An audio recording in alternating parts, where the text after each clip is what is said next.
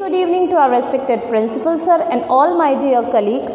So today I am here to explain you about the National Education Policy 2020. मैं आज आपको National Education 2020 के बारे में कुछ explain करना चाहूँगी and today I am going to explain the section 3rd and that is curtailing the dropout rates and ensuring its universal access at every level of the school.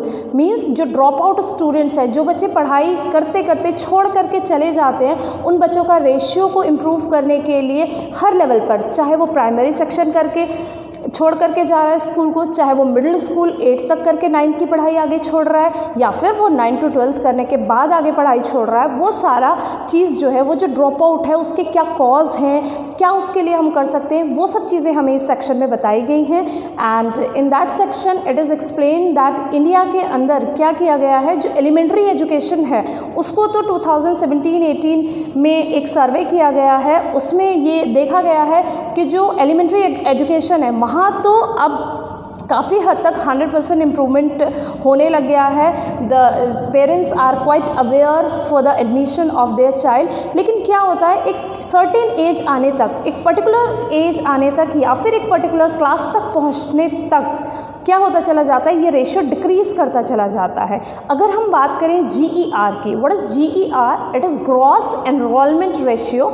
हर साल ये देखा गया है कि जो ग्रॉस एनरोलमेंट रेशियो है, अगर आप देखें आपके जो है प्री प्राइमरी सेक्शन का या फिर एलिमेंट्री एजुकेशन का, तो वहाँ पे क्या हो रहा है, वहाँ पे देखा जा रहा है कि that ratio is very good and the percentage of the students there is very high, that is it is 100%. and but अगर हम बात करें 8th क्लास की बात करें, 6 to 8 के जो स्टूडेंट्स होते हैं वहाँ पे ये रेशियो डिक्रीज़ होकर के 90.09% बन जाती है ये परसेंटेज. और अगर हम उससे आगे चलें देन व्हाट हैपन्स, जो हमारा 9th-10th की एजुकेशन है वहाँ पे क्या हो रहा है, 9th-10th पे अगर हम देखते हैं तो यही रेशियो जो है हमारा ये और कम होता गया है. It is 79.3%. और उसके अलावा अगर हम देखें 11th और 12th के स्टूडेंट्स को, तो 10th करने के बाद 11th और 12th में ये जो GER है ये हो जाता है 56.5%. ओके. एक और सर्वे किया गया, उसमें ये देखा गया 2017 एंड 18 में कि जो 6 to 17 ईयर्स के स्टूडेंट्स बच्चे होते हैं, उनकी ना पढ़ने वालों की जो संख्या है, जो नंबर है, दैट इज़ 3.22 करोड़. इतने ज़्यादा 3 करोड़ से ज़्यादा बच्चे ऐसे हैं इंडिया के अंदर जो पढ़ नहीं रहे हैं, सिर्फ 6 से लेकर के 17 साल की एज तक. तो यही चीज़ देख करके, यही चीज़ें देख करके इसको इस नेशनल एजुकेशन पॉलिसी में अप्लाई करने की कोशिश की गई है कि हम क्या ऐसा करें specially for the girl child. आपने भी ऑब्ज़र्व किया होगा, अपने स्कूल में भी आपने ऑब्ज़र्व किया होगा कि जो गर्ल चाइल्ड होता है उसको एक लेवल तक पढ़ाया जाता है, उसके बाद उसकी पढ़ाई को ख़त्म कर दिया जाता है. तो क्या ऐसी परेशानियाँ उनके सामने आती है, हम उनके लिए क्या कर सकते हैं, इस चीज़ पे यहाँ पे फोकस किया जाएगा. फॉर एग्ज़ाम्पल, सबसे पहले यहाँ पे जो एजुकेशन सिस्टम है उसके अंदर ये चेक किया जाएगा कि how many students are enrolled in the school. School में कितने बच्चों का नामांकन है, एनरोलमेंट है. अब जब हमें एनरोलमेंट पता है कि हमारे स्कूल के अंदर इस क्लास में इतने स्टूडेंट्स हैं, इसमें इतने हैं, इसमें इतने, ये सब we use to do in the CBSE schools और द पब्लिक स्कूल्स. तो वहाँ पे क्या है, हमें ये चेक करना है, उस पर एक ट्रैकिंग रखनी है. ट्रैकिंग मीन्स कि ये बच्चे सारे स्कूल आ रहे हैं, नहीं आ रहे हैं. अगर नहीं आ रहे हैं उसके लिए हमें कुछ ना कुछ स्टेप्स ऐसे क्रिएटिव लेने चाहिए कि ये बच्चे अपनी पढ़ाई ना छोड़ें और वापस स्कूल में वापस आ जाएं और अपनी पढ़ाई कंटिन्यू कर सकें. ओके. उसके लिए आपको क्या करना होगा, एक तो सिक्योरिटी, जो जैसे मैंने आपको गर्ल चाइल्ड की बात करी, कुछ ऐसी सिक्योरिटी हमारे स्कूल्स में होनी चाहिए कि जो लड़कियों को ना पढ़ाने के लिए बोल दिया जाता है, स्कूल का सिस्टम देख करके, स्कूल की पॉलिसी, स्कूल की एजुकेशन देख करके पेरेंट्स मजबूर हो जाए कि हाँ लड़कियों को भी पढ़ने देना है, इनके स्कूल में इतनी सिक्योरिटी है, दे फील सेफ़. अगर वहाँ पर उनको सेफ्टी मिल रही है तो they will not take that child for the drop out section, वो नहीं लेंगे उसको. और दूसरा क्या करना चाहिए, the study should be interesting. जो भी आपके स्कूल में पढ़ाया जा रहा है बहुत क्रिएटिव होना चाहिए, बहुत इंटरेस्टिंग होना चाहिए. That should be learning by doing.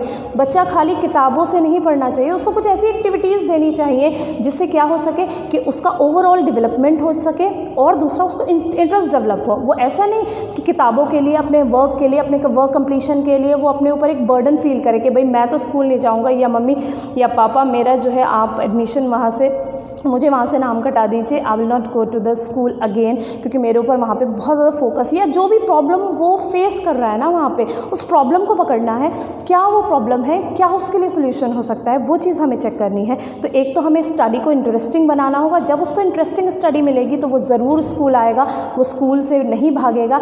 या फिर पेरेंट्स भी, दूसरा पेरेंट्स का हमें इन्वॉल्वमेंट, मीन्स जो हमारी PTMs होती हैं, जो पेरेंट्स टीचर मीट होती है, उस सेक्शन पर भी हमें काम करना चाहिए बहुत अच्छे से, कि पेरेंट्स से जो हमारी मीटिंग है, डायरेक्ट कांटेक्ट है, वो हमारा रहना चाहिए। हमें टेलीफोनिकली पेरेंट्स से बात करते रहना चाहिए, टाइम टू टाइम उनको स्कूल बुला देना चाहिए, और कुछ ना कुछ उनके लिए ऐसा करना चाहिए जिससे उन्हें फील हो कि हाँ they all are interested in our child, वो हमारे बच्चे को अपने बच्चे की तरह रखते हैं। So they will never take their child out of your school.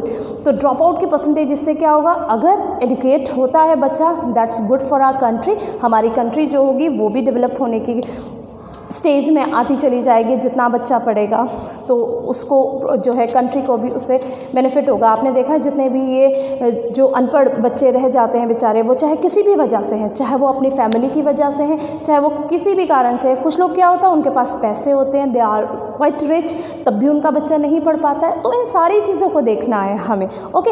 And the girl child वाली जो प्रॉब्लम है, that also we have to see. अब इसके लिए स्पेशली ट्रेन टीचर्स तो होने ही चाहिए, टीचर्स तो ट्रेन होने ही चाहिए, लेकिन एक मैनेजमेंट, एक ऐसा मैनेजमेंट होना चाहिए स्कूल में जो ये ट्रैकिंग कर सके कि जो टीचर्स हैं, जो ट्रेन टीचर्स हैं, वो खाली ट्रेन टीचर्स ही नहीं है, दे आर डूइंग समथिंग, वो कुछ कर रहे हैं उन बच्चे को लिए, कुछ नया कर रहे हैं, कुछ ऐसा करते रहना चाहिए, कुछ चैनल, कुछ ऐसा डेवलपमेंट, कुछ ऐसा कॉन्टैक्ट पेरेंट्स के बीच रखना चाहिए जिससे वो बच्चे वापस आ सके या उन्हें कुछ नया लगे। एक चीज़ होती है नॉर्मल जो सब प्रोवाइड कर रहे हैं, if you do the uniqueness, अगर वहाँ पे कोई यूनिक चीज़ आ जाती है तब क्या होता है, वहाँ पर पेरेंट्स फील इंटरेस्टेड कि हमारा बच्चा जो है वहाँ पे अच्छा रहेगा, वो अच्छी पढ़ाई करेगा, सक्सेस करेगा, that thing should be there, okay.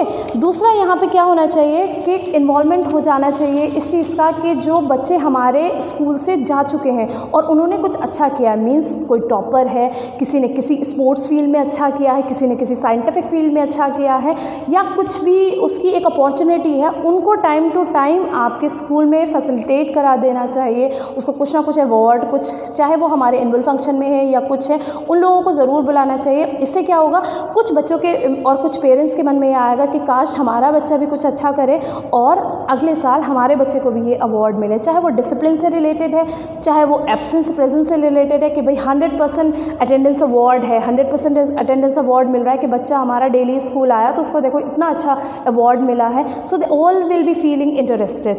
ये सब चीज़ें जो है की जानी चाहिए। दूसरा, एक वोकेशनल एजुकेशन पे फोकस इसमें बताया गया है कि जब बच्चा 12th तक, ये नहीं कि 12th के बाद वो वोकेशनल एजुकेशन पे जा रहा है, 12th के बाद नहीं, एक लेवल पर 6 to 8 के लेवल पर ही उसको वोकेशनल सब्जेक्ट्स दे देने चाहिए। उसके पास एक चॉइस होनी चाहिए कि भाई आगे जाके वो जो है एक होटल मैनेजमेंट या फिर शेफ़ के उसमें जाना चाहता है तो उसको कुकिंग में इंटरेस्ट, कुकिंग ऐसी कुकिंग क्लासेस डेवलप करनी चाहिए, कुकिंग कॉम्पिटिशन्स डेवलप करने चाहिए कि बच्चा अपनी क्रिएटिविटी वहाँ पर दिखा सके, ओके। अगर किसी को साइंटिफिक नॉलेज तो वहाँ पर साइंटिफिक कुछ ऐसे सेमिनार्स होने चाहिए, कुछ ऐसे एग्जीबिशंस होने चाहिए जहाँ पे बच्चा अपने मॉडल में अपनी क्रिएटिविटी दिखा सके कि भाई ये इतना जो है क्रिएटिव बच्चा है, वो उसको, और वो उसकी एग्जीबिशन लगनी चाहिए। एग्जीबिशन में पेरेंट्स देखेंगे कि भाई इनके बच्चे ने ये बनाया, काश हमारा बच्चा भी जो है ऐसा कुछ कर पाए। ये इस टाइप के जो कॉम्पिटिशन्स होते हैं, अवार्ड्स होते हैं, they create interested among the students as well as the parents. Parents में भी ये काफ़ी अच्छा इंटरेस्ट डेवलप करते हैं and they tell their child कि वो भी ऐसा कुछ करे और उनको भी अच्छा लगे स्कूल में जा करके, ओके। उसके बाद यहाँ पे क्या करना चाहिए, यहाँ पे ओपन स्कूलिंग की बात भी की गई है इस सेक्शन में कि जो ये ओपन स्कूलिंग होती है, ज़्यादा से ज़्यादा ओपन स्कूल्स वहाँ पे डेवलप होने चाहिए ताकि वो लोग जो स्कूल नहीं जा पाते आफ्टर 12th अगर उनको, या सपोज 12th के बाद भी उन्होंने कोई ग्रेजुएशन या कुछ कर लिया बट फिर भी वो वोकेशनल एजुकेशन चाहते हैं, तो कुछ ऐसे प्रोग्राम्स होने चाहिए जो वोकेशनल एजुकेशन ऑनलाइन या फिर एक डिस्टेंस लेवल पर प्रोवाइड कर सके। So that was all in this section. Hope आप लोगों को ये कुछ समझ आया होगा and I try to explain the things कि वट एवर इट्स हेयर यही सब देखा जाए इसमें कि बच्चे की पढ़ाई को इंटरेस्टिंग बनाया जाए ताकि बच्चा स्कूल से जाए नहीं। और दूसरा, अच्छे टीचर्स हों, टीचर्स वर्क करें बच्चों के लिए कि किसी न किसी तरीके से उनको स्कूल में लाना है। दूसरा, जो हम सोशल लेवल पर मतलब बच्चों को आगे थोड़ा अवार्ड्स वगैरह दें, जो निकल के जा चुके हैं हमारे स्कूल से, तो आगे जो बच्चे हैं वो भी नहीं जाने की कोशिश करेंगे कि भाई हमें भी कुछ ना कुछ अवार्ड वहाँ पर मिलेगा। Okay, that all was in this section. Have a very wonderful day now.